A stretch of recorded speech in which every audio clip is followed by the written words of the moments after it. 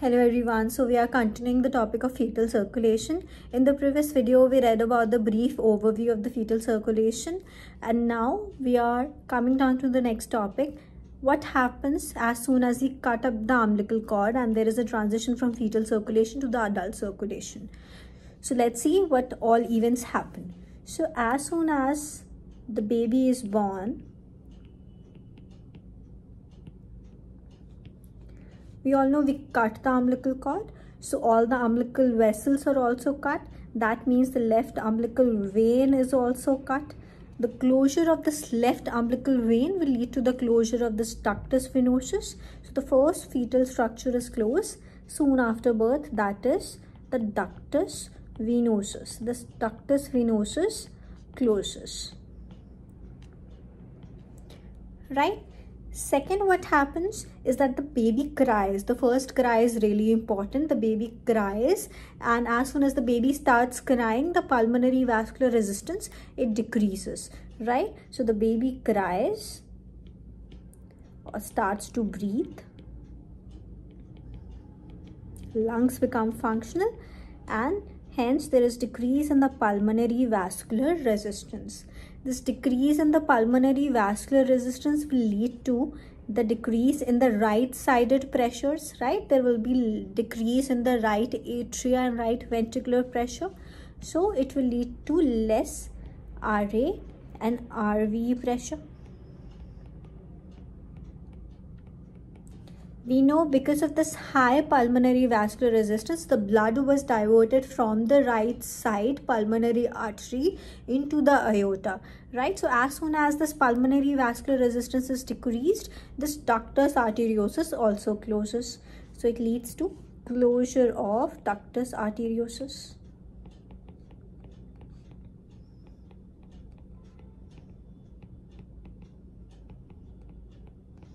Also, we know that the umbilical cord is cut. That means umbilical artery is also cut.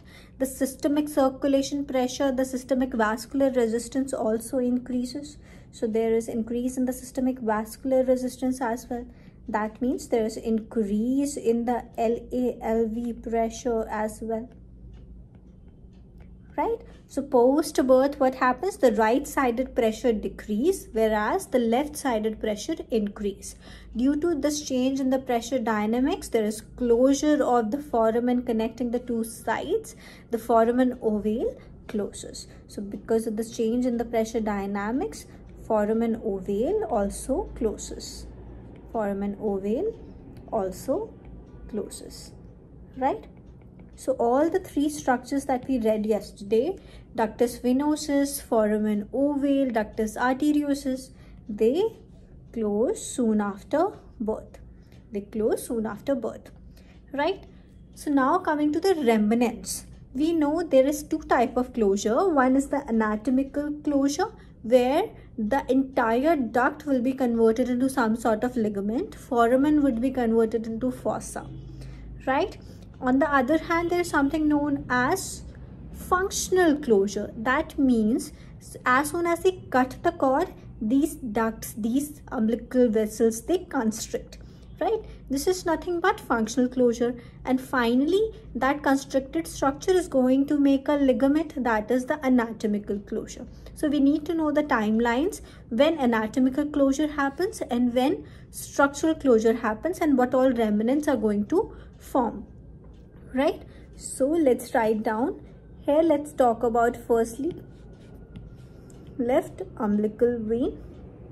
Left umbilical vein, when we talk about the functional closure, it closes at or soon after birth. At or soon after birth. But when we talk about anatomical closure,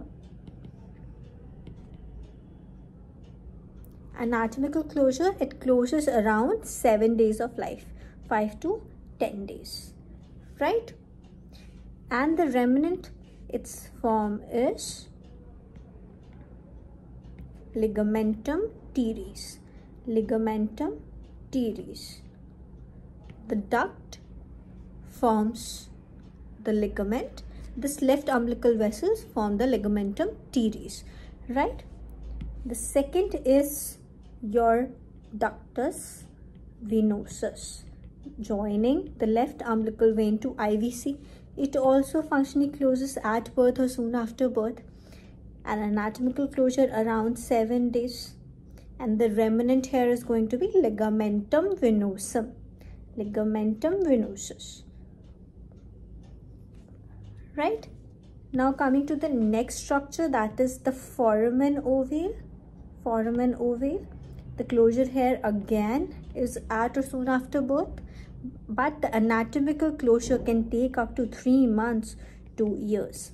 This is the structure to last close anatomically, right? And after closure, it is going to form a fossa known as fossa ovalis, fossa ovalis, right?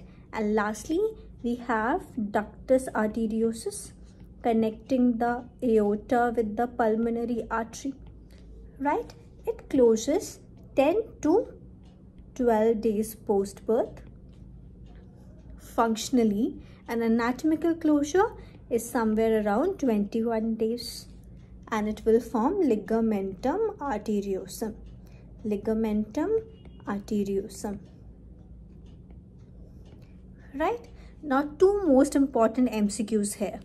Which structure closes the last functionally? The answer is going to be this, ductus arteriosus, right? Second important question, which structure closes last anatomically? Then the answer is going to be foramen ovale. So that's it for the basics of fetal circulation, as well as what happens post-birth, the transition from fetal circulation to the adult circulation. And lastly, we talked about the remnants and the timelines of their anatomical and functional